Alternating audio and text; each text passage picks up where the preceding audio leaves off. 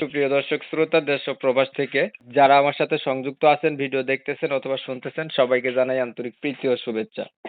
বন্ধুরা, আমি কথা বলছিলাম সুইট একটা আপুর সাথে, প্রতিবেদন করবে, অডিও কলে সংযুক্ত আমার সাথে। কেন আসলো প্রতিবেদনে বিস্তারিত ভিডিওতে থাকছে, অবশ্যই ভিডিওটা কন্টিনিউ করবেন। আসসালামু আলাইকুম। আসসালামু আলাইকুম। ওয়ালাইকুম আসসালাম। ভালো আছেন? হ্যাঁ, আলহামদুলিল্লাহ ভালো আছি।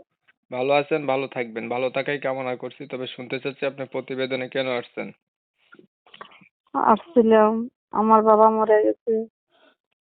আমার একটা মানুষ চাই, যে আমার সারা জীবন ওর সাথে আমি সম্পর্ক করতে পারি, সে আমাকে বিয়ে করতে পারে। তার জন্য আমার বিয়ের আম্মা জন্য একটা। আসছেন? হ্যাঁ। আপনার বিয়ে হয় নাই আগে? না, আমার বিয়ে হয়নি। পরিবারে আছে কে কে?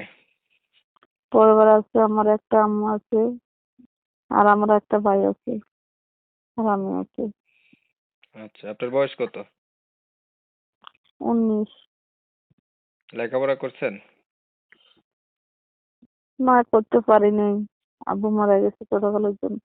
কোরআন শরীফ পড়তে পারেন? হ্যাঁ। নামাজ পড়া হয়নি? হ্যাঁ, ইনশাল্লাহ। আচ্ছা, আপনার তো আগে বিয়ে হয় নাই, ধরেন একটা মনের মতো মানুষ পাইলেন, হচ্ছে বিয়ে করছে ওই লোক, তার বয়স একটু বেশি, এমন কোনো মানুষ আপনার দায়িত্ব নিতে চাইলে আপনি কি তাকে বিয়ে করবেন?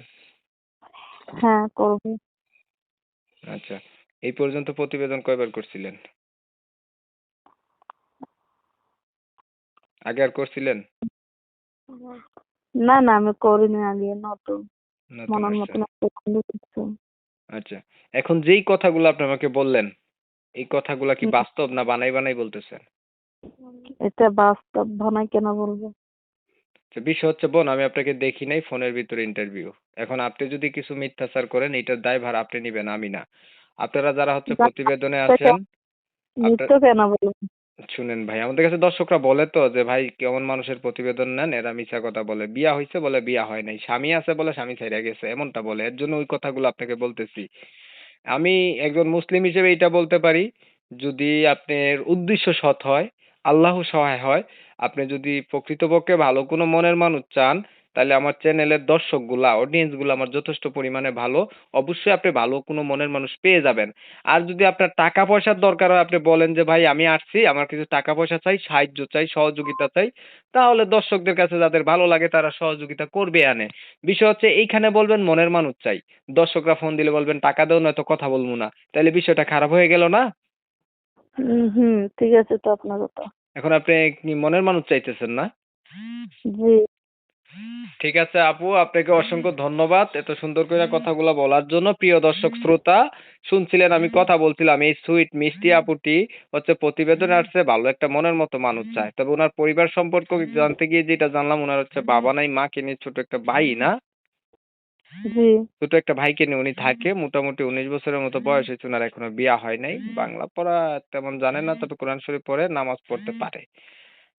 উনি ইনশাআল্লাহ। চাচ্ছে একটা মনের মানুষ পাইলে জীবন সাথী করবে।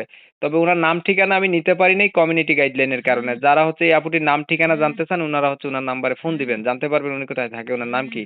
আর হচ্ছে ভিডিওটা যদি ভালো লাগে একটু লাইক টাইক দিবেন আর কি, শেয়ার দিবেন, ইমো মেসেঞ্জারে ছড়াই দিবেন, আপনাদের মতামতগুলো কমেন্টে জানাই দিবেন। চ্যানেল ভালো লাগলে সাবস্ক্রাইব করে রাখবেন। অনেক সময় নিয়ে পাশে রয়েছেন, ভিডিও দেখছেন, ধন্যবাদ সবাইকে। সবাই ভালো থাকবেন, সুস্থ থাকবেন, আল্লাহ হাফেজ।